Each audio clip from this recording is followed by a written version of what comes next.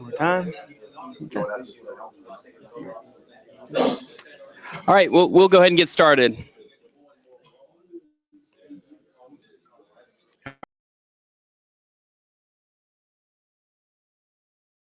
Before we kick it off here, so first off,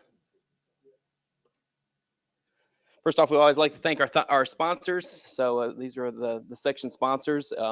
If your company would like to sponsor, we have links on our website page.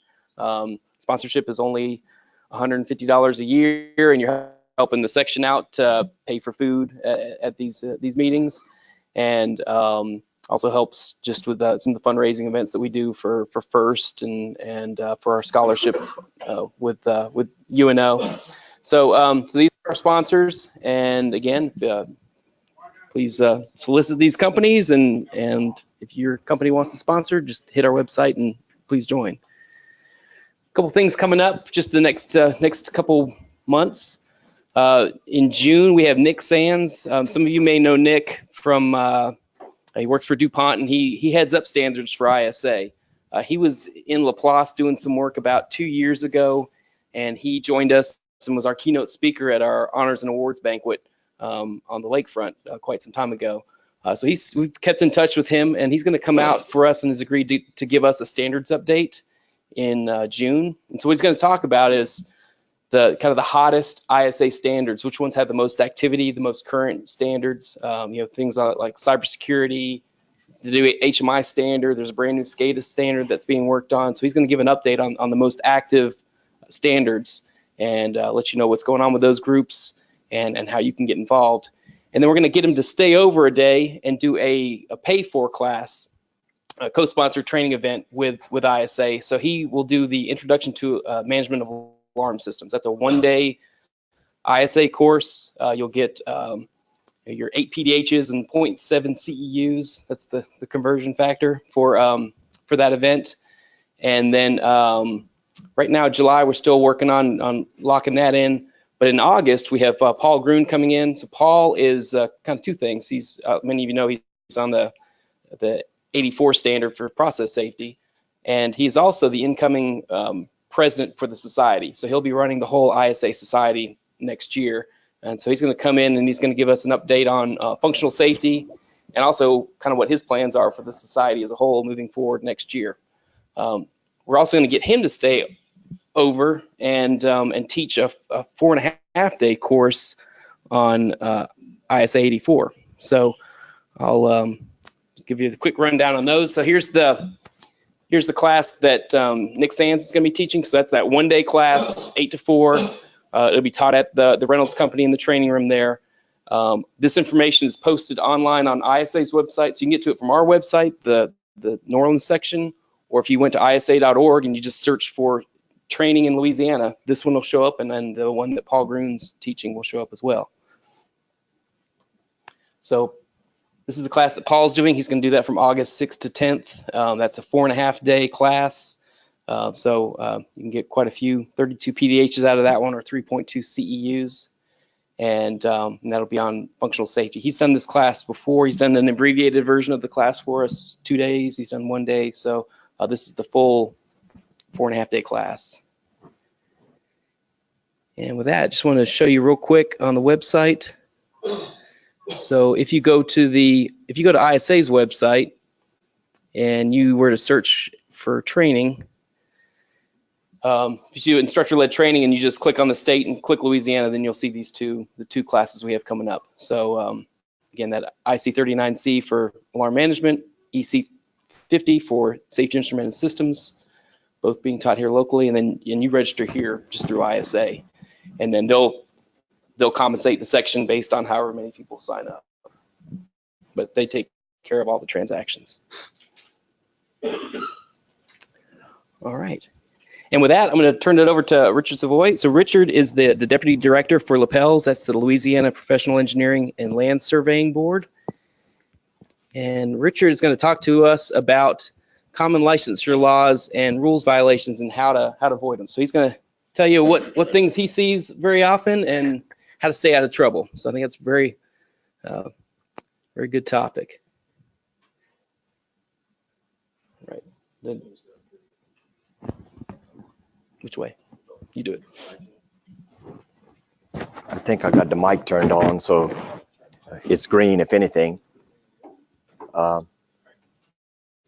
Dean Ruiz was a little worried that he saw me eating, before I presented, and then he saw me going to the restroom. He said, "That guy's leaving," So Dean, no, I took the mic with me, so you knew I was coming back. I wasn't, ethically, I wasn't going to take any equipment, but I did. No, well, you let me go ahead, and I appreciate Wayne let me go early, and we like to joke at Lapels, we work for shirts and free food, so, and an occasional trip. But thanks for having me today. Dean's the one that communicated with me, Bickerston, and I said, look, I could do a couple of presentations. I could go over the boring laws and rules, or I could go over the common licensure law rules violations and how to avoid them. Well, I know there's nobody in this room or nobody online that is going to recognize any of these slides that, oh, that was me, but there are, as you'll see, I use the term bad apple. There's some bad apples out there, some engineers and land surveyors that we license that don't do the right thing, okay? And so it's a problem, and that's why not only am I the deputy director, but I'm also acting as the director of enforcement. And when Lapels has to have enforcement, that's not really a good thing. But we have to regulate the profession and protect the public, because that's what we're all about. This is our 2018-2019 board. As you can see, it's heavy along the I-20, I-10, and I-12 corridor. But we have two new board members, and one of them is returning, is a land surveyor, Mr. Will Fontenot from the Baton Rouge area. And then Mr. Edgar Benoit, who is representing industry, is a new board member. We have 11 board members, as you see. You might not be able to see on the slide at the bottom.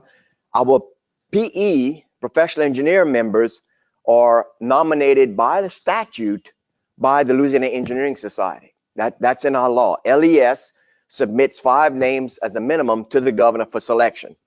The 2 surveying members, who are Mr. Fontenot and Mr. Coyle, are nominated by the Louisiana Society of Professional Surveyors, okay? And they submit the 5 names to the governor for selection. So we have a full slate of board members.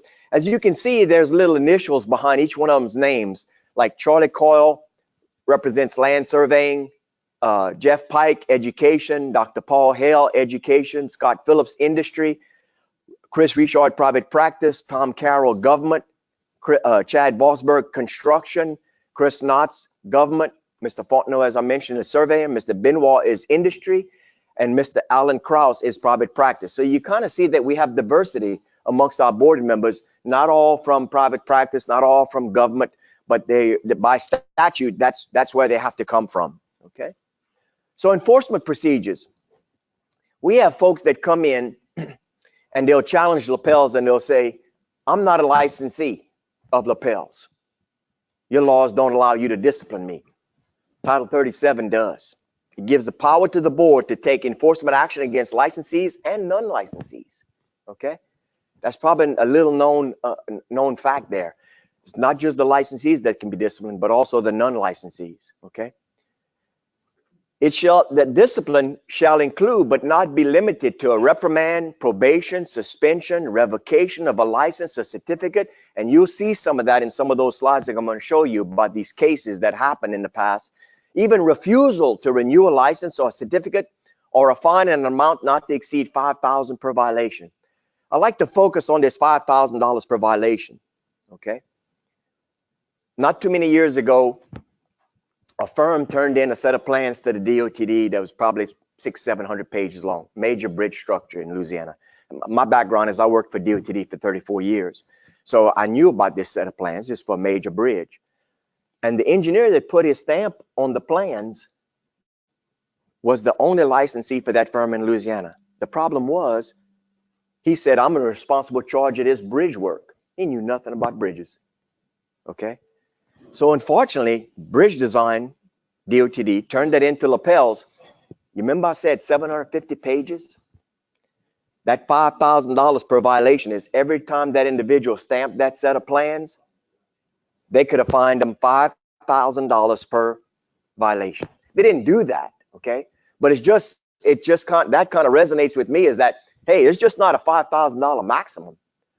Just recently, we had an individual that was plan stamping, and I think his slide's up here, plan stamped 19 sets of commercial building plans that he submitted to the fire marshal's office.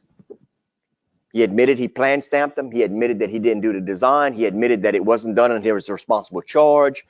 The individual that did the work did not work for him. His fine was $9,000. Okay.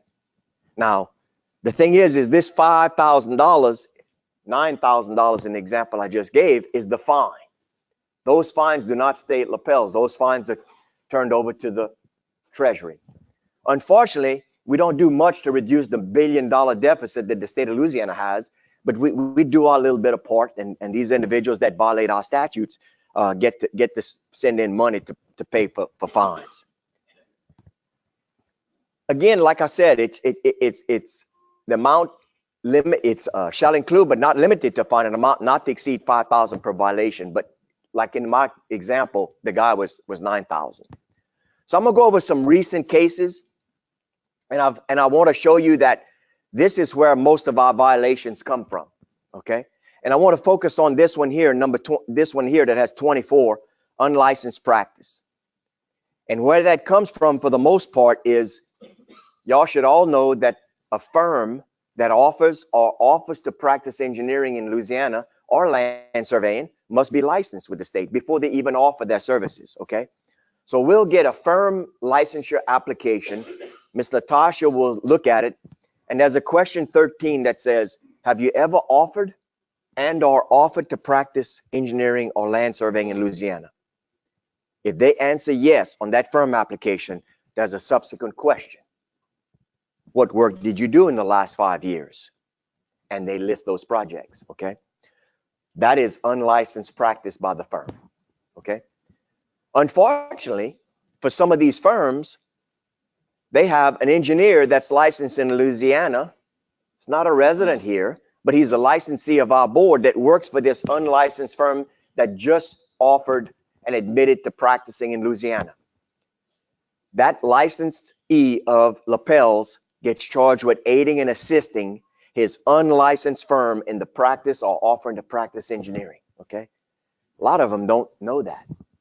I'm just working for that firm. Did you read the laws and rules about that firm needed to be licensed in Louisiana? So typically when we get an unlicensed practice by a firm, we always have an aiding and assisting by some licensee of our board, unfortunately. That's why you'll see 24 and 21 are very close together as far as those numbers, okay? Another one is use of the word engineer or land surveyor or some derivative of. I've been dealing with a construction company for the last 2 months that issues business cards to their construction management graduates and construction management employees, and they give them the title project engineer. And he just can't understand why they can't use that title. I'm saying, is the guy an engineer? No. Why are you giving him the title of engineer? Because he's a project engineer. I said, you can't use the word engineer on any letterhead, business card, or anything you distribute outside of that construction company. If that individual was just issuing that business card, you're an employee of that construction company, I'll give you my card, we're just sharing information. You may work in Texas, I work in Louisiana. That's okay. I like to say that's inside the fence. You keep that business card inside the fence, you're good. I don't care what you call yourself. It's okay.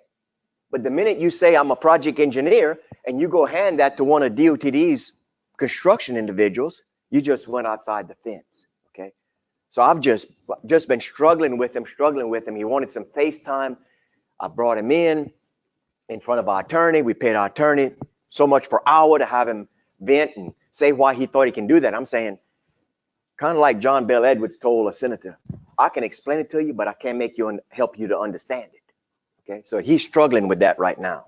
So that's protected. Use of the word engineer or surveyor. Within the last couple of years,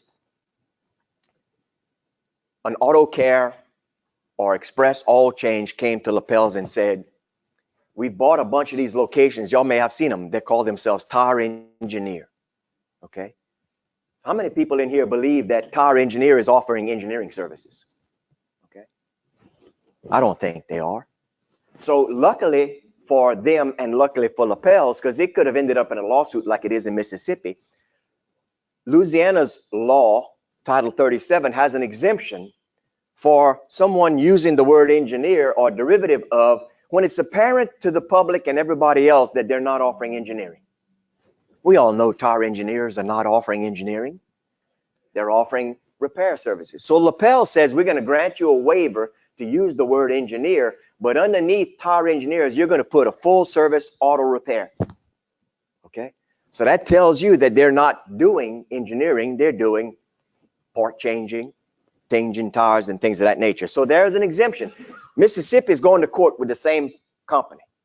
Mississippi statutes do not allow any exemptions for the use of the word engineer.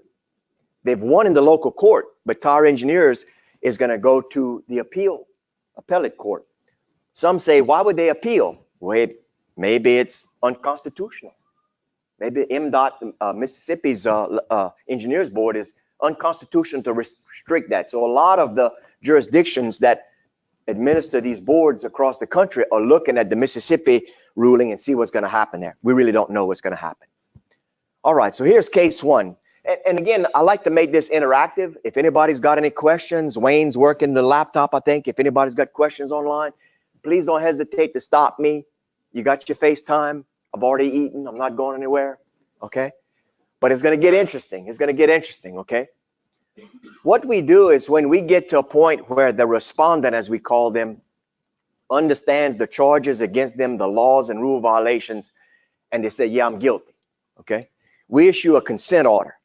And basically that's a legal pages of documents saying what evidence we found, what admission you did, and that you're willing to accept the sanctions, the fines, the cost, and the sanctions that the board is presenting to you.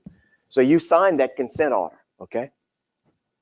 So it was issued to an unlicensed firm for practice and are offering to practice engineering and using the words engineering in a business activity in Louisiana without proper license. That's why this group here was part of that 24, okay?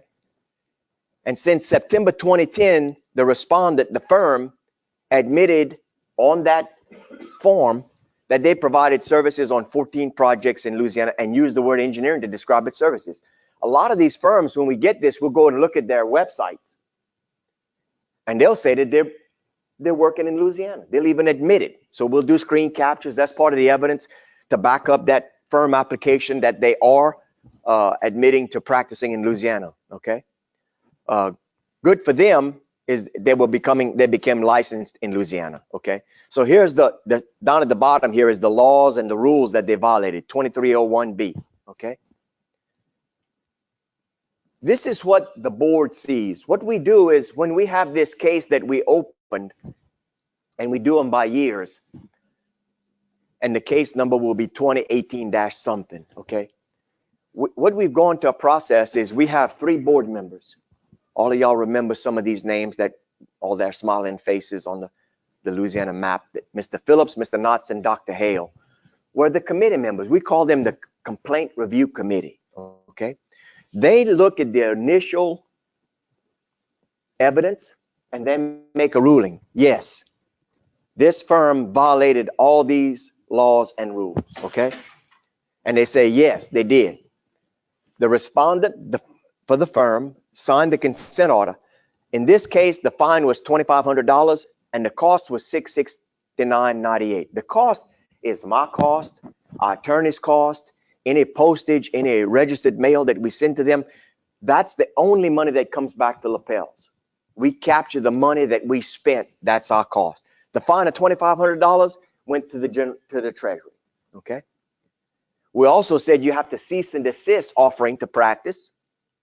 And here's the kicker that most of them have a problem with, all of our respondents. Publication on Lapel's website in the journal by name, and then we're going to report you to NCEES. And NCEES is the National Council of Examiners for Engineers and Surveyors. Okay, they're in Clemson, South Carolina. That's the mothership, as we call them. There are 70 jurisdictions across the country, Guam, Virgin Islands, Puerto Rico, that belong to NCEES. When you say, okay, well, there's 50 states, Guam, Puerto Rico, Virgin Islands, that's just 53. Well, the key here is that some states, like Illinois, have 3 boards: Engineers Board, Land Surveying Board, and a Structural Engineers Board. Okay, Louisiana, like Texas and California, is 1 board. Okay, so that gets reported to NCEES. So now that firm that's from another state came into Louisiana, they got licensed, but now they have a record with NCEES, and it's not a good record. Okay. That's posted on your website, and then that journal is like a publication. Yeah, I mean, we put out a journal quarterly. Y'all tell us if y'all want it via email or you want it hard copy in the mail. That's right, Dean. It is published. As a matter of fact, this is what our board sees. Those 3 complaint review committee members have already basically decided this respondent, this firm is guilty. There's the fine, there's the cost. What it has to do, it has to go to the full board for ratification. So once the consent order is signed by the respondent, it goes to the full board for ratification. The day that the board ratifies that decision by the complaint review committee, okay, Ms. Centel, my boss, the director, signs it, and it's posted that day or the next day. Okay, so you can go on the website the day after our board meetings, and you're going to see how many folks got sanctioned, and it's by name. This is what we do. The 3 board members that handle this case know the respondent, but to operate with transparency, we don't tell the remaining board members who the respondent is. That way, when they're voting, they don't know if it's their best friend. They don't know if they know the firm or the respondent, the engineer or the land surveyor. It's interesting because the next slide, I'm not going to show you, I don't have that. Once the board ratifies this decision, the next slide that they see is the respondent and who he or she works for, or the firm and where they're located. So they're voting in anonymity. There's nobody that abstains from voting when they just see this, because they have no clue who they're voting for or against. Some of them may suspect who it is, but 99% of the time, they don't even know who the respondent is, okay? So here's case 1A, and I say case 1A because case 1A is that engineer that aided and assisted the firm in the unlicensed practice, okay? This engineer also failed to seal, sign, and place the date of execution on some engineering documents that got out of there outside the fence. It went to a client, a public, or governmental entity. That's an interesting thing. We've had cases where a land surveyor sent his documents out. He was out the office. It's in a court case. The attorney say, I need a copy of the document. He calls his admin assistant. She prints a copy. Guess what? It doesn't have preliminary. It doesn't have his stamp, signature, or date on it. It goes out of his office. Boop, comes to lapels. You got to if it's preliminary, going to a client or going outside your fence, outside your consulting firm, you got to put preliminary on there, okay? If it's not final. If it's final, you got to have your seal, your signature, and your date, okay? This guy didn't do that, okay? So this guy was part of the process that 14 projects, the firm's now licensed. The employee, the respondent that aided and assisted was the director, the managing member, okay? And he did a set of foundation stabilization plans for a project in Louisiana, okay? And he didn't put his seal on there, all right? So this is the stuff this is the law, and these are the rules that he violated, and that was a problem. So he's gonna get this. The firm was fined $2,500, as you remember. He got a fine of $1,000. Over here, what you see is whenever the committee, same committee that did the case 1, same committee, when they deviate from our guidelines, and we have guidelines, because what do the board wants to do? The board wants to remain consistent. For the same rule violation or law violation, there's a recommended fine, okay? And so the recommended fine was $1,500. The committee says, well, we just fined the firm $2,500. Another $1,500 on top of that would have been pretty severe to this engineer. So they reduced his fine to $1,000. Let me tell you, when that slide comes in front of the remaining board, they ask why. Why did you do that? For the most part, this was, as you recall, a 2010 case. Those committees that review this, the complaint review committees, and they change, they don't deviate from the guidelines. The place that is negotiable is here. They'll negotiate on the cost, okay? Because the fines are meant to be consistent across the board.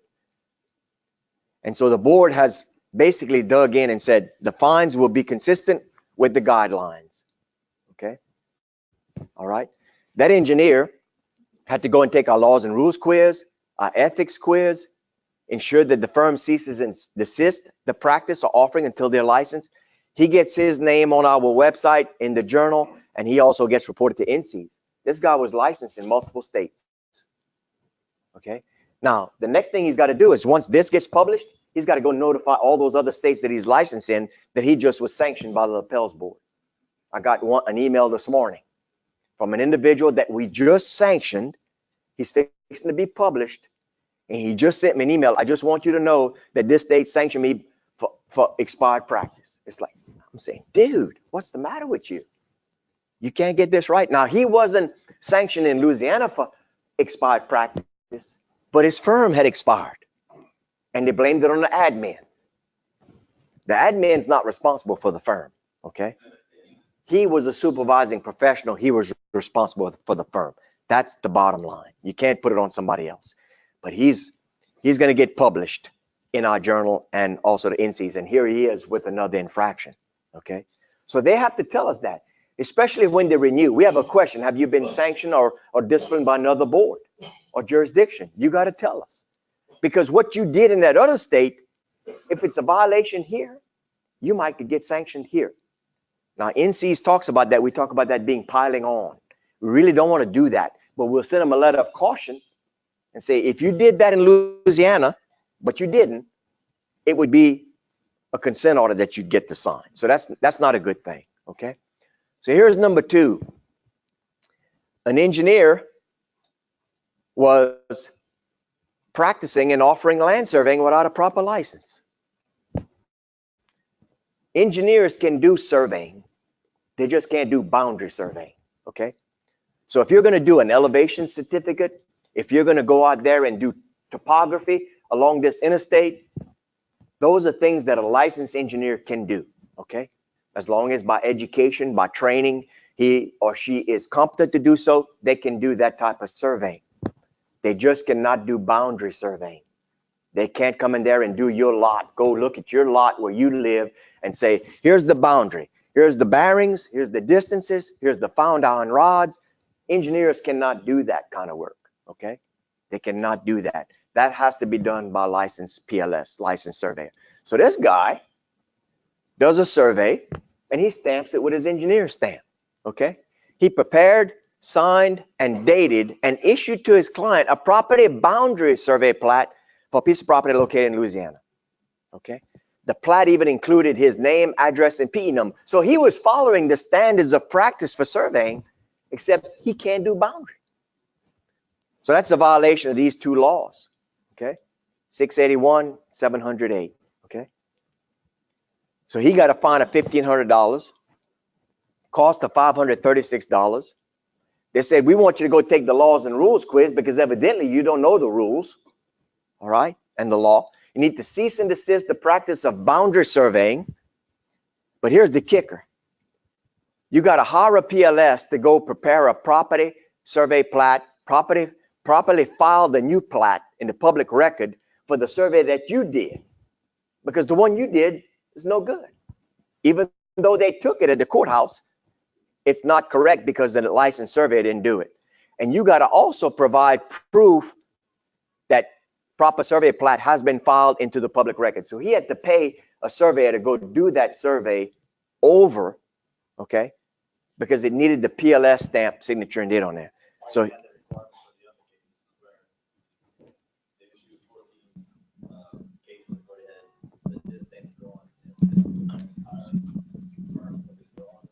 Well, we didn't do that, but that's a good question. That's a good question. I mean, all these guys were competent. They also, when we send that letter to that engineer that's licensed here, but his firm's not, we said, show us proof of your CPD. Okay. So I know he's current with his CPDs here.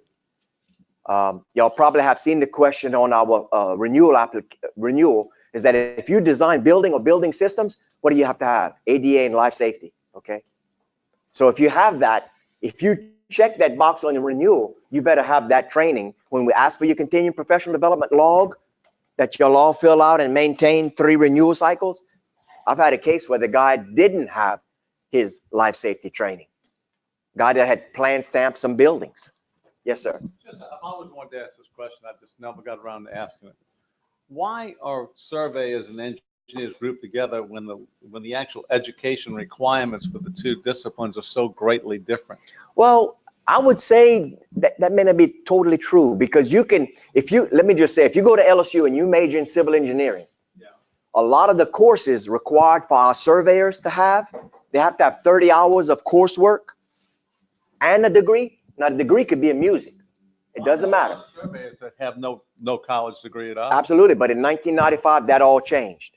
1995, it requires that you have a degree in something. Like I said, it could be music, could be at Nichols in geomatics, which you'll get all your 30 hours of surveying. So there's a lot of commonality in the civil engineering discipline and the surveying profession. Okay, I know a lot of civil engineers that pursue a surveying license. I know a young man that finished at LSU. He got all of his 30 hours at LSU to meet the 30-hour requirements. He didn't go to Nichols. He didn't go to University of Wyoming, do any coursework online. So there's a lot of civils that are dual licensees. But you are right. Before 1995, you did not have to have even a degree. You had to have some experience as a surveyor, do some field work, worked under a PLS, but you didn't have to have the education. And the board said, we think you should have a degree as a minimum and the 30 hours, or go to Nichols, go to some other programs in the country. Nichols is one of probably only 10 or 12 accredited surveying programs in the country. Very good program. The only problem is I don't know why they call it geomatics. I mean, you know, I'm a Cajun from St. Landry Parish. If I want to major in surveying and I looked at Nichols and said, well, we offer geomatics, I'd say, well, I can't go to Nichols. I got to go somewhere else. You know, I mean, I think it's just semantics, but I thought, and we've talked to them about it, if you would change it to surveying, it may open the doors to some kids like myself that say, I don't know what geomatics is. I'd have to, what does Wikipedia say geomatics is? You know, so there is a lot of similarities. There are some engineers that do, like I said, topographic surveys.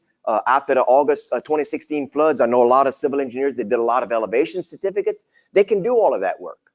So there's a good bit of surveying work out there that an engineer can do. But again, like I say, when it goes to that boundary, that, you know, that's where the cutoff is. Okay? So one other thing is the committee members up there, is that a kind of an anonymity there? X, well, Y, for and some Z? reason, I just put X, Y, and Z, but some of them up there are probably still on the board. On that one, I just cleaned that one up and I didn't put it, but it wasn't a relationship of who they were to what the case was. Nothing like that. You know, it could have been the same 3 that were on the first 2 slides. I don't think they were. I know I mentioned Mr. Knotts is our current chairman, and Chris is on a lot of our cases. And what we do is we assign the first person here is typically the reporter. Okay. And what you got is a reporter and 2 members. And the reporter is responsible for herding the cats, herding the other 2 cats, and them coming together and saying, we all agree on that fine. We all agree on the cost. All of this.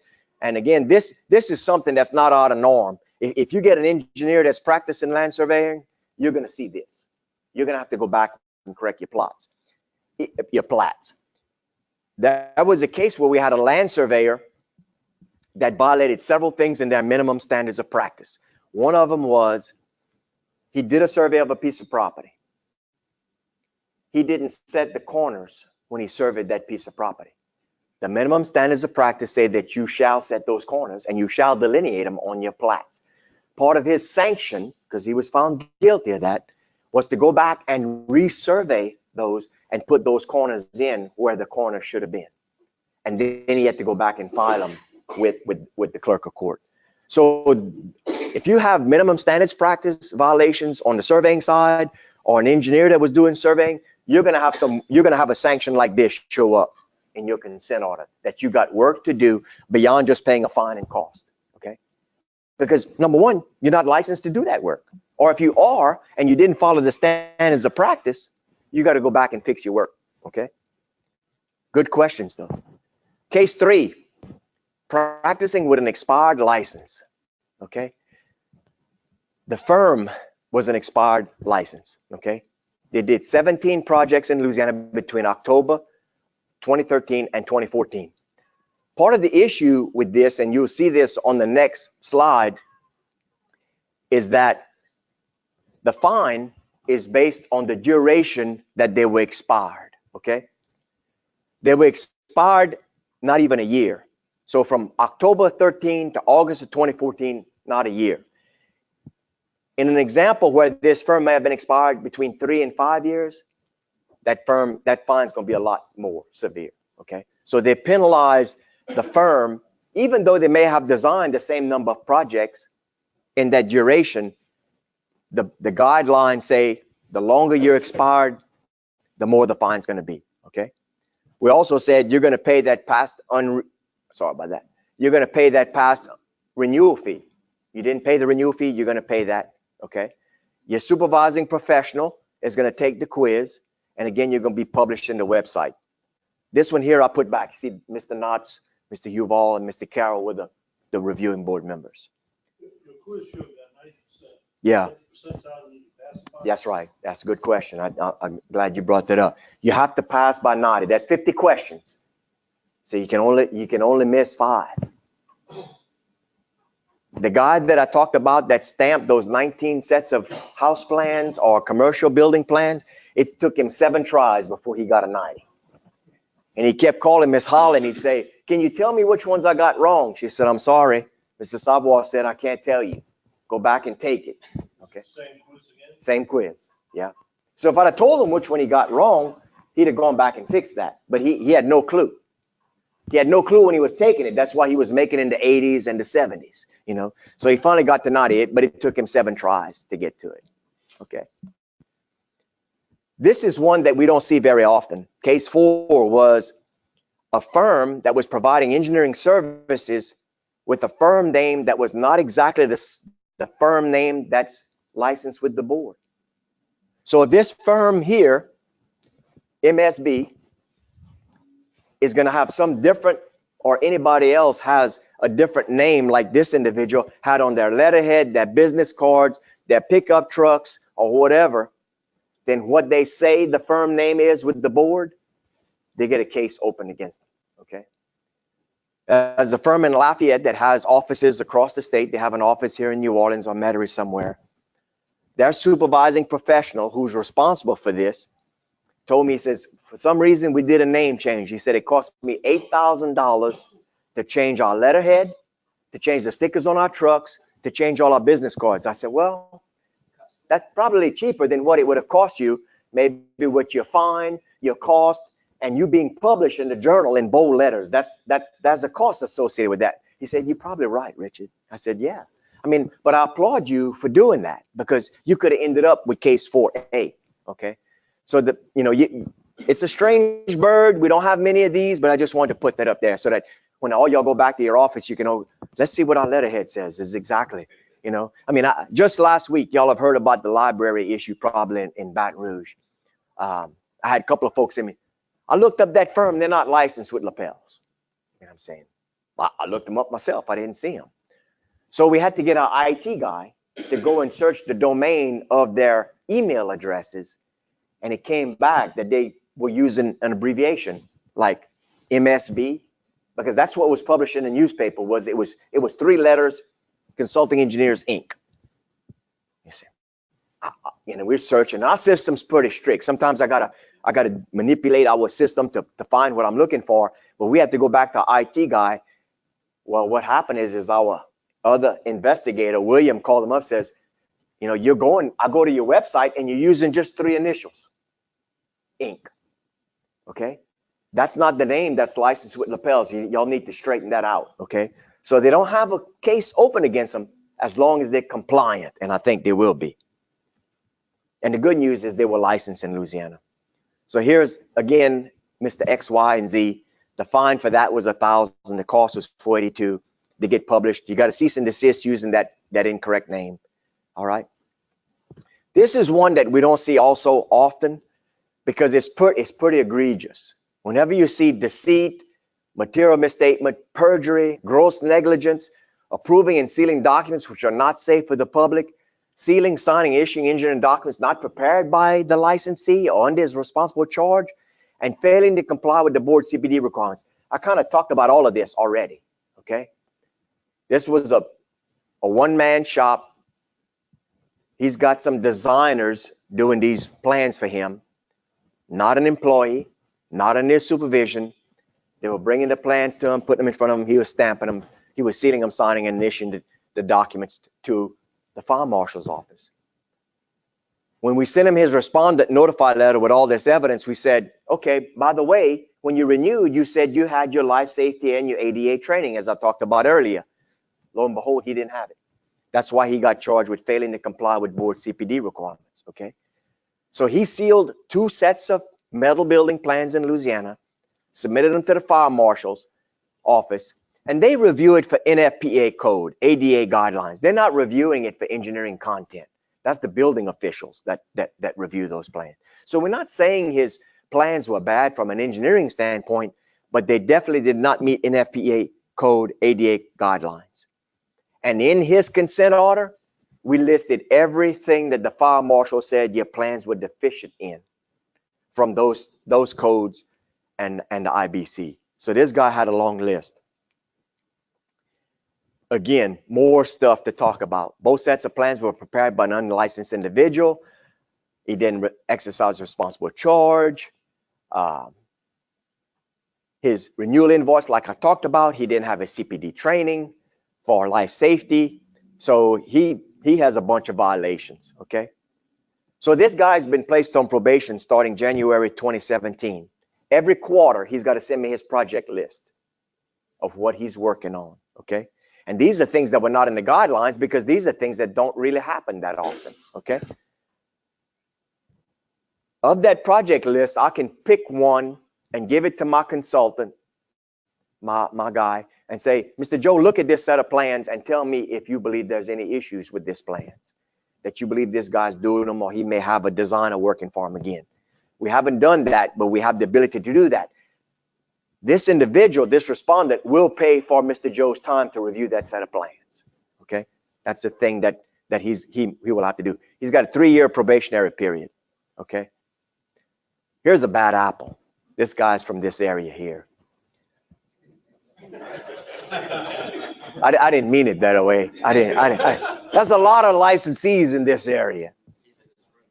No, he's not. No.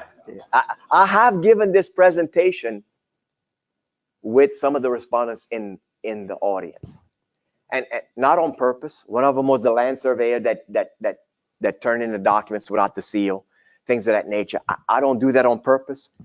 It just happens that way. If they're there, they're there. I'm going to these society meetings. If they're in the audience, they're in the audience. I don't see them crawling underneath the desk or anything, hiding or going to the bathroom during that part. Yes, Dean. I didn't see a fine associated with number 5. There's a fine. He paid a fine. I just didn't put it up there, but he paid a fine. He paid some cost. Substantial? Or? It wasn't that great, you know. I mean, he sealed 2 sets of plans, but he admitted he plan stamped them, you know, which gives me pause on anything that he's doing when I see his project list. And like I said, I think his son's working for him, and I'm not trying to give that away as to who it is. But my concern is his project list looks pretty extensive, and he submits that every quarter. My concern is that this workload, is it just 2-person shop? And I think I'm going to have to pull one of them one day and have Mr. Joe look at it, because I have no experience in that realm. But just to keep him honest, to be honest with you. you know. On the same note, back on the slide, so the probationary period, so you're kind of in lockstep with this person for a period of time, or someone on That's your right. staff? That's right. And I would assume they pay your costs, their time for that as well? Well, no, all he's doing is just submitting his project list, Dean, Okay. you know, so, and again, if I want to pull the trigger on pulling one of those projects and say, respondent, send me this set of plans by your consent order that you signed, I'm going to send them to our consultant. He's going to review them. He's going to tell me how many hours he spent reviewing it. And he's going to tell me any issues he may have with your plans. Let's just assume there's none. He took 3 hours to review your set of plans. His rate's $90 an hour. You're going to send me a check for $270 because he agreed to that in his consent order. That's very unusual. That is very unusual. But that's what that committee of Mr. Moore, Mr. Crosby, Mr. Phillips determined that this guy should do. Okay. Number 6 is both a PE and a land surveyor. And again, this guy was sealing and signing documents that were not prepared under his responsible charge. Okay. So that's a problem. Okay. So what happened to this guy? This guy gets the terminology of bad apple because it wasn't his first trip in front of the board. He already had a case from some time back. Okay. So case number 2, you get the bad apple designation. Okay. Case number 2, you will permanently surrender your PE and land surveying licenses. You will turn in your stamps, your seals, and your certificates to the board. That's got to be pretty daunting. And this was an older guy. It's like, you know, is that the way you want to end your career for a few $100s to stamp some plans? Really and truly, you know, was a mistake on his part to do that. You know, did he ever think he was going to get caught? Probably not. That's why he did it. You know, so he can no longer practice. Okay. So he's turned in everything that he ever worked for. Okay. Another story about that guy. He works in a certain parish. So we called that parish building official and said, this individual is no longer licensed with the board. Turned in all of that stuff in. So if you ever see a set of plans stamped with his stamp, please notify us. And it said, that's interesting. We have a set of plans that we just received. And what it was the building, one of the buildings that he had stamped had a revision to the set of plans. Well, who do you go back to when you do a revision to the design? You go back to the original designer. So that was a sheet in there that had his seal, signature and date that was after he had turned it in. So my investigator is still investigating, but this is what I'd say if I was the bad apple. Somebody's got a PDF of my seal and pop my seal on there. And I'm saying, I hope his signature is the same on those old documents as the signature on this one, because that would indicate to me with this electronic world that someone just took a PDF of his seal with that signature, original signature, and just popped it on that revised sheet. That's what I'd say. Somebody did that. I don't have a seal. And the signatures are the same. So my investigator is still investigating, trying to do a public records request to try to get that. But lo and behold, the signature is not the same. This guy will now have a case opened against him for what? Unlicensed practice. He's no longer a licensee of our board. He's practicing without a license now. So let's just hope for him that it's somebody that did that. And it could have been a contractor, somebody that said, hey, we did a revision, it's got to be turned in. I just don't know what's going to happen. Again, unlicensed firm, 2012 to 2015. Here's the 3-year period for 14 projects. Okay. They became licensed in August of 2015. All right. So they got a fine of $1,500, cost of $708.68. They'll get put in the journal and reported to NCs by name. Here we go. This is a tough one because this was an engineer that was working for a firm, but was working volunteering at the planning commission. And we see that a lot. Engineers have a lot of knowledge. They get asked to be on a planning commission. Well, they work on the planning commission. The problem with this engineer and that conflicted the planning commission is that he voted to approve a set of plans that was done by his firm. Therein lies the conflict of interest. You can't do that, okay? And so That's misconduct. You can't do that. He should have recused himself from voting on that set of plans that was done by his firm. If he'd have done that, case 8 wouldn't be about him. Okay? So it's great to volunteer, but you have to know what you're doing. And evidently, this one went to a full hearing. Okay? So this respondent didn't want to sign the consent order we gave to him. And I didn't talk about that. But if you don't sign the consent order, you go to a full hearing in front of the 8 remaining board members, because the 3 complaint review committee members have already passed judgment on you. They've already said you're guilty of this. The other 8 know nothing about you, know nothing about case 8. Okay? So the remaining 8 hear the case. We hire a prosecuting attorney, and she prosecutes the case. The respondent in this particular instance came with his attorney. He also came with his firm, because the firm was also being charged, because the firm submitted that set of plans to the planning commission that he happened to vote on. So the firm was also sanctioned. The respondent, the engineer that voted, and his firm. So it went to a full hearing, and the remaining 8 said, you're guilty. We find that the charges against you are factual. Okay? So he had, and so what happens, as y'all have seen the fines and the cost, here's the cost associated with going to a hearing. So my point is not this, is that you don't want to go to a hearing in front of the full board because you may have to pay this cost. If you don't think you're guilty, you know, it's just like going to the judicial court here. That's how that is. The board is the same as the JDC. Okay? Baton Rouge is the 19th. So the board has the authority to hold court. We prosecute the case, and that those 8 board members pass judgment, yes or no. Has to be a majority. If it's 5-3, even in favor of him being guilty, it has to be 6. Of the 8 hearing the case, it's got to be 6, because the law says it's got to be a majority of the board. 11-member board, a majority is 6. So if 5 say guilty, 3 say not, and the 3 that pass judgment are not even in the hearing. They may be called as a witness to testify, but they don't get the vote because they've already voted. They've already said guilty. But that doesn't come into the trial. It's like that's a separate issue. Okay. So they found this guy guilty, and he paid a cost of $6,700. So on that, the consent change, let's say. Yeah, the consent. Guilty, but they could change.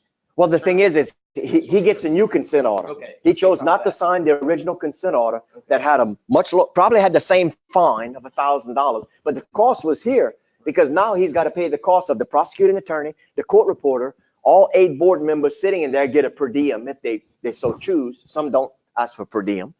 That's all reimbursable. That's all in that $6,700. He chose to go and do that. That's his prerogative. You know, that's the American system. Okay. So the firm had the same thing. The firm sitting in there, and basically they had the same cost, almost 50-50. Okay. So, you know, there's an issue. Most of the times, if you're guilty of something, your firm's going to be in there with you, you know, and in this case they were, you know. Have you ever had a hearing where it reversed? No, not yet. I'm not saying that it couldn't happen. Now, ironically, just today, Senator Milkovich filed a bill, Senate Bill 260, that was being heard in the House committee. I'm not sure what the outcome was, but his bill said that the respondent could choose to have the hearing by an administrative law judge as opposed to those 8 board members. And I could argue that both ways, to be honest with you. You know, they say, oh, no, you need to be judged by the subject matter experts. I'm saying 19 JDC, we got one judge in the 19 JDC is an engineering graduate. Not a licensed engineer, but a graduate of LSU in civil engineering. He knows something about engineering. All the other judges know nothing about engineering. So I could see it that an administrative law judge knows nothing about engineering, so he or she could hear the case. So they said, no, Richard, you don't go down to the legislature and testify in front of the committee. You know, we don't want them asking you any questions. I'm just telling you, I could argue it both ways. Honestly, I see it more transparent with an administrative law judge, because There's no, I believe there's no bias. And I'm not saying the 8 board members are biased. But let's look at this. You got 3 board members already said guilty. What's the chances, like you said, of those 8 overturning that? Roll the dice. 7 grand. I'm not doing it. And we don't want it to be that, hey, you may not be found guilty. And then you say, here's the cost, the whole thing. Look, you all deserve your day in court if that's the case. Personally, if I ever get in trouble, well, first of all, my mom is going to take care of me, you know, if that happens, you know, and then my wife, whatever's left of me, you know. But seriously, if I would sign the consent order, because if 3 board members says you're guilty of that and the evidence says this, then I'd have to sign it. The only way is if it was misconduct, misrepresentation. Those things are kind of fuzzy, you know. If you didn't stamp a set of documents, how are you going to defend that? Okay, it's tough. Yes, sir. Is there legal relief beyond this formal hearing? Absolutely, And absolutely. Has that happened before? Yes, as a matter of fact, we had a case that ended up with 4 days of hearing. It's going to be the mother of all cases. I mean, one night we went to 11:30. Okay, the individual was found guilty of gross misconduct in the practice of land surveying. His license was suspended for 3 months. That's what the jury, the remaining board members, found. He said, I don't like that. He appealed to the 19th JDC, and it's still in the court system there. So when the board hears something and they render a decision, your course, to answer your question, is to go to the local court, to the JDC, and ask for the judge to say that Lapels did everything right or they did something wrong. He or she has the authority to overturn or affirm our decision, the board's decisions. Okay. Yeah. Yes, sir. My California license is issued by the Department of Consumer Affairs. Right. And I guess the board serves under that department. Correct. Lapels is not under the department. No. In Louisiana, Lapels is, if you look at the DOTD organizational chart, the Department of Transportation, they show us as a little dash line to the Lapels box. By statute, the only thing Lapels has to do is just show the DOTD our budget. Doesn't have to be approved, nothing like that. We're self-gen. We get no money from the legislature. Everything that we operate on is our licensure fees, application fees, and that nature. To that point, we have seen some jurisdictions like New Mexico, Tennessee, other jurisdictions in these tight economic times, the government has come in and swept some of those excess funds and put them in that general fund to kind of help balance. That hadn't happened in Louisiana yet. I don't know why, to be honest with you, except that as licensees, you think your money is going to regulate the profession. Okay. That's how we see it too. But I think that body of 144 could enact laws and say, we're going to get some money from each one of these boards and commissions. Because we know in Louisiana, we have probably 400 boards and commissions. Some of them have no funds. Lapels is not rich, but we have enough to sustain us. Okay. We have enough to sustain us. That case where we went to a 4-day hearing, that probably cost the board close to $200,000 to prosecute that case. His attorney told us that that's how much he spent in his defense. I mean, you're going to go 4 days of testimony. I mean, it is brutal. I handled it, and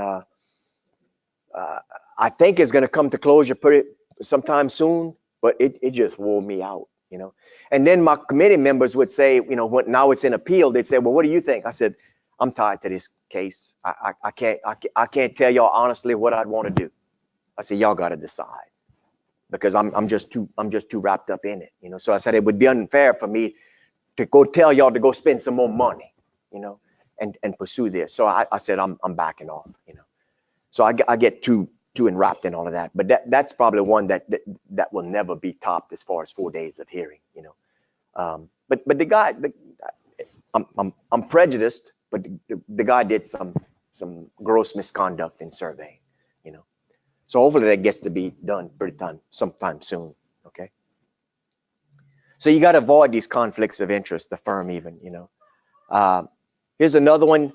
We used to get a lot of plans from the fire marshal's office until they hired some certain young lady to be their attorney. And now she's taken the position that the fire marshal's office should not give us those plans because they may have proprietary information in them. Okay. Well, we tried to explain to the fire marshal, Butch Browning, Butch, when you were giving us plans, those plans stayed in our shop. They're not discoverable. During an investigation by the board, those plans, somebody could request, do a public records request and say, we want those plans. Can't give them to you. Sorry. Stuff that's under investigation is not subject to public records request. Now, if something is, once the case is closed, then those records are open. Okay. So, so the fire marshal had stopped doing that. So we continued having dialogue with the fire marshal and the architects board, and the fire marshal said, I want y'all to have them. The law doesn't allow me because of the proprietary information. So what we did is we went to our sister agency, LES, who handles the legislation. Lapels cannot go to the legislature and go to Senator so-and-so and say, we want you to do this legislation for us. We can't do that. We're a governmental entity. So LES and LSPS basically carry the water anytime the board wants to change the law. So we went to LES and said, hey, the fire marshal saying he wants us to look at these plans, be able to look at them, but we need to change the public records law because the public records law does not allow us to do that. So there's a bill that's going through the legislature right now. Senator Hewitt, who's a mechanical engineer by degree, is handling the bill for us, and it's going through the legislature. And basically it says, like I said, anything that we get from the fire marshal, he's going to let us look at them once the law is signed August 1st, assuming everything goes well. Once the law is signed, we can go to his shop, look at all this stuff and say, hey, I want that set of plans, that set of plans, that set of plans, because I'm seeing some violations by some of our licensees, or non-licensees for that matter. We bring copies in our office. Those things are secured. Nobody can come and get those plans, even though they may bear confidential proprietary information, okay? The fire marshal in the law says will not get in trouble for giving us those documents. So they kind of get a pass on that. And then we can look at them, we can start the investigation and do what we have to do, okay? So the FMO, as we call them, was giving us stuff. And so this guy used some outdated building code, and he also ended up surrendering his license to the board, and he also returned his seal to the board, okay? And his name's gonna be printed in the journal and given to NCs. This is one, I put this one up because the board says to be licensed with us, you have to be of good moral character, okay? So this guy lacked good moral character because he physically and verbally had an altercation with his wife, was charged for domestic abuse, false imprisonment, disturbing the peace, okay? Well, he didn't stop. Well, he had a verbal altercation with his girlfriend in 2002 and with his wife in 2008, okay? So the board issued him a consent order and said, you're not a good character, reputation, you went to jail, okay? Some states are not allowed to do this because none of this stuff he did was involving his PE license, okay? None of this. There are some states, jurisdictions, that if he had to do something that broke the law that was tied to his license, then they could discipline him. Louisiana, our law allows us to do this. So he was placed on probation, but he's beyond that. But I put this one up to say that, you know, bring the point home is that you got to be of good character and reputation to be licensed with lapels. We got a guy that the board took his license away. I think I was on the board sometime in 2010, between 2010 and 2013. They found child pornography on his computer at the university he worked at. They took his license away. Well, first of all, he went to jail. They took his license away. And every other year he comes back to the board and asks for his license to be reinstated. And every year that the sitting board reviews that, they've denied him to reinstate his license. I don't know if he'll ever get his license back. The news for him is that he can work under PE, he can do engineering underneath a responsible charge PE, he continue earning a living. He just will not be the one that can put his seal on a set of plans. because of his lack of good character, reputation, and he committed a crime of moral turpitude. Okay, so this is something that probably I'm gonna just go ahead and skip over because it's an engineers and land surveying question. But supervising professionals, are there anybody in the room that's a supervising professional for a firm? Yeah, okay. Y'all know what y'all responsible for? Too much. It's not too much, it's just 3 things. So what's the responsibilities of the firm's designated SP? First of all, you got to keep the firm's license renewed. Okay, it's got to be an active status. You can institute and adhere to firm policies that are in accordance with our laws and rules. It can be stricter than our laws and rules, just can't be anything less. But here's the one that's the kicker. You got to ensure that all of your professional services done by the firm are performed by engineers that are licensed. And I put this in bold because if this would say that the engineer is expired, then he's not licensed, he's expired. So we have cases where an engineer had an expired license, has a supervising professional call me and said, I got one of my engineers that's expired. He's been expired for 3 years. Well, the good news is we stopped him from stamping any more plans. The bad news is he stamped 15 sets of plans before we realized that his license was expired. So I called up the firm name and I knew the guy. I said, you're a supervising professional. He says, yeah, we have 3 of them. I said, do you know that's one of your responsibilities? He said, I didn't know that. He said, what's going to happen? I said, well, your employee that's expired will have a case open against him because he's been practicing for 3 years with an expired license. I said, your firm's going to have a case open against you because the firm allowed him to practice and he put out plans with his stamp that really was expired. And I said, you're going to have a case and your other supervising professionals going to have a case open against you because you let an engineer in your shop who was in expired status. He wasn't licensed at the time he stamped those 14, 15 sets of plans. He said, I didn't know that. And I mean, I know he's a good guy. Didn't mean to do anything wrong. He said, what should I do? I said, I was in my office. I said, you need to come in front of the directive enforcement and fall on the sword. They did. It didn't really mean anything, but the board's thinking about that. If you self-report something, should the fines be a little less than if somebody is discovered?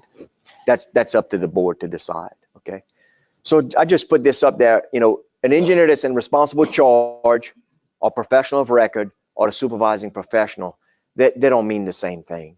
Okay, the SPs in here know that supervising professionals are not required to stamp a set of plans. You may sign a set of plans as the supervising professional, but the only way you'd stamp that set of plans is if you were in responsible charge. Sealing, signing, and dating only belongs to the responsible charge, and the professional of record also seals, signs, and dates. Okay. So the answer is no. They're not all the same. So how many supervising professionals does a firm need? The 3 guys that raised their hands, are y'all the only ones? No? You're the only one? Okay. I like to say there's only one throat to choke in your firm, huh? Yeah, okay, all right. The other firms are exposed. You only need just one supervising professional. You know, even in the example I gave earlier about the firm that's got divisions across the state, one could argue that they need 5 supervising professionals because they have 5 offices. If that firm does something, or the firm's engineer lets his license expire, those 5 supervising professionals are going to have to come to the board. It may be just in the office that that unlicensed individual was, or where the firm made the mistake, but you got 5. You're going to have to say why the others shouldn't be a case be opened, you know. So all of y'all, I mean, a firm just renewed and they added 5 supervising professionals. I said, they're in Illinois. I said, why are you adding 5 supervising professionals? Well, we've got some fire protection engineers. I said, you're confusing supervising professionals with responsible charge. Okay. I would encourage you to just go to the 3 that you already have. You wanted 8, go back to the 3 and let them draw straws. And the one that gets the short straw gets to be the SP, because you just need 1. There's no reason to have multiple supervising professionals. So I encourage you, it's no more paperwork for us. It just could be a problem for you guys that have more than 1 SP. So I would encourage y'all to talk to the ownership or the leadership and look at, you know, just going down to one, because that's all you need. We've kicked it up based on that conversation I had with that supervising professional about his expired practice engineer. When you renew the firm's license the next time, you'll see some new questions on there that basically remind you of your responsibility as an SP. So we just want one. So who should be the supervising professionals? Of course, the owner's officers who are licensed decision makers, and one from each location, maybe, not really necessary. But just be aware of your responsibilities. Like I said, it's typical for a case to be open against the supervising professional when the firm has violated the laws or rules. So I would encourage you to look at that. So yes, sir. So one other question, is there a grace period? And if somebody is out of the country, is that taken into consideration for? Yeah, there's something in our rules. I can't say the duration, but I think you might have to be out of the country for maybe 18 months. But you have to, like, in order for your license to not have to be renewed or not be subject to the CPD requirements, that's something in our rules. And I think that's your question, Bill, is that, you know, what are the exemptions? And I think there are some exemptions, but you have to ask for it and say, hey, I've been out of the country for this long. You know, I think you're exempt from renewal, and you may be exempt, or maybe only the CPD. You may have to renew, but I think your CPD may be waived, because if you're at Aramco in Saudi, you know, where are you going to pick up your CPDs? Now you can pick them up online. I get once a week, I get something from maybe Red Vector or somebody say unlimited for $99. You know, so you can, but I think our rules address that. Off the top of my head, I don't know exactly if it's your renewal that's exempt, but I'm almost sure your CPD requirement is. Good question. Good group. As far as CPDs, anything new? Yeah. Well, the only thing, you know, I just want to reiterate that, you know, as of January 1, 2017, we've got new CPD rules. For anybody that's in here, that their renewal period started after January 17, you're under the new rule, okay? And the new rule says you need 15 PDHs per calendar year, even if your period starts April 1 or even October 1, the calendar year that encompasses April and October, you need 15 PDHs for that calendar year and 15 for the following year, okay? The year that you renew, there's no CPD requirements for that year. For the example, April 1, 17, your period starts after the new rule became in effect January 17. So you need 15 for 17, 15 for 18. You will renew in 19, but anything you earn in 19 will be for your next renewal period that started April 1, 19, and will go to 20, and then you renew again in 21, okay? So you need 50. Basically, if you get 15 a year, you're good. You'll always be good because it's 15 in the calendar year. Of that 15, you need one of these, an ethics, okay? If you do building or building systems, you'll need the ADA and life safety, you know?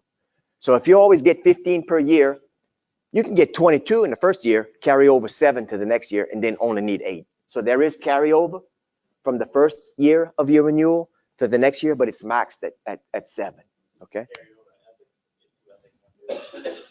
Absolutely, absolutely. You just said it's once every 15 or what? Well, one of the 15 hours should be in ethics. So every year. That's right. But the young man just said, if I get 2 in ethics, this year, and my renewal started April 2018, I can use one of those 2 hours for 2019 when I renew in 2020. Okay. So and again, our website now, we've got the ethics. We got a couple of ethics courses that you can go and take and print your certificate. They'll even grade you. Hopefully you'll always get 90 or better on the first try, because it's the same thing for the respondents as those that's taking it. But it's a quiz, and it will grade it automatically right there, and then you can show it, print out the well, it would be like, it's probably underneath our continuing professional development, the drop down on the left side, CP continuing professional development. You click on that, and then it's got something about quizzes, I think, on the far left. You have to keep the test forever, but now you grade them. Yes, when it's graded right there once you take it. Once you're gonna have to put in your information so we know who you are, and you got to tell them why you're taking it. We want to know if it's because of a case or because you need it for your CPD. For you, it'll be for your CPD. But now if somebody has a case, they can go take it online, but they're gonna say, because I have a disciplinary action, it's why I'm taking this, okay? If you have a disciplinary action against you and you're taking the ethics course, it won't count for your CPD, okay? You gotta go get another. You need more than just one. You need to go get another one, you know? So that's something that just came live recently that you can go do those on. You used to have to PDF them and send them in, and Miss Holly or Miss Latasha or somebody would grade them. Now it grades them. It's kind of like taking something at Pearson VUE or some test center. You know right away that you've passed or not. Now there's no limit. You can, once it closes, if you didn't get a 90, it'll tell you what you made.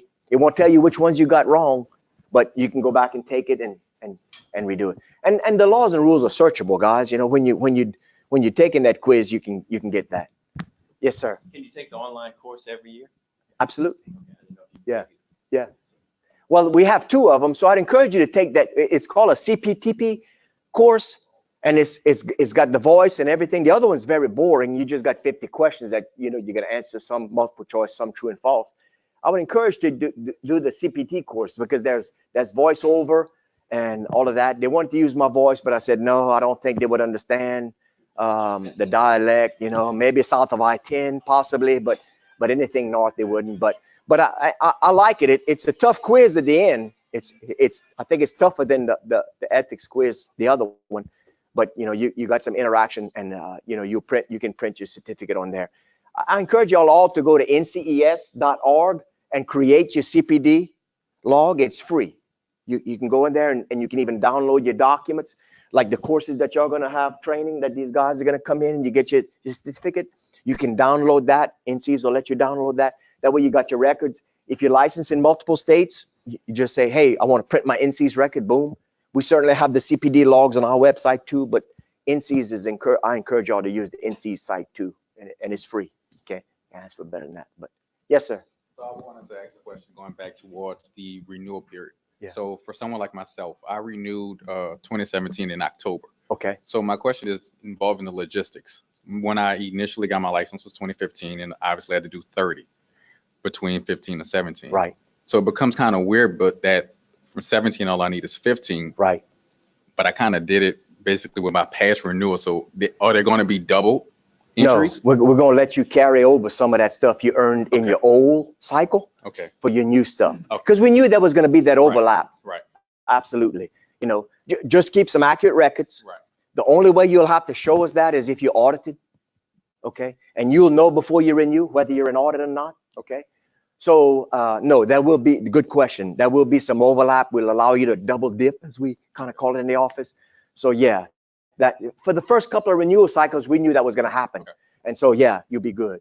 The only thing is we've had some folks call in and said, hey, my renewal period started in 2017. I didn't get an ethics session. What am I going to do?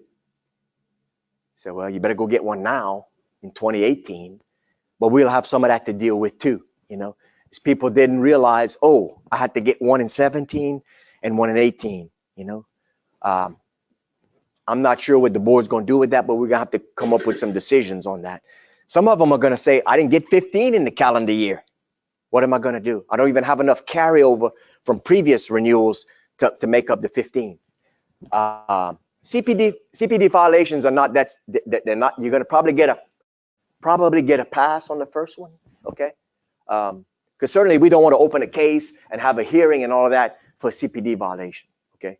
So the board's going to be wrestling with that pretty soon, because all of this stuff's going to be coming at us, and we'll have to deal with it. Yeah. Got a lot of debate going on.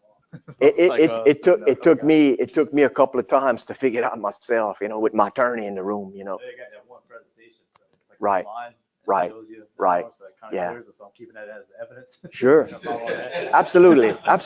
Anything we put up there, if y'all find some errors in it and it can benefit you, keep it, do a screen capture. But again, like I said earlier, if you do 15 a year and anything beyond 15 can reduce what you need the next year. But if you get 15 a year, you're good, And so you keep coming to stuff like this. You go to the training that y'all have in June and August, and I mean, you get 32, man, you slammed up, You're good. I really enjoyed it, God. Dean, did I earn my lunch? Thank you, man. Thank you. Oh, no. I can't go back heavier than when I got here. Thank y'all for your attention. I appreciate it. All right. Thanks, Richard. You're welcome. Appreciate everybody joined online and live. We'll see you next month.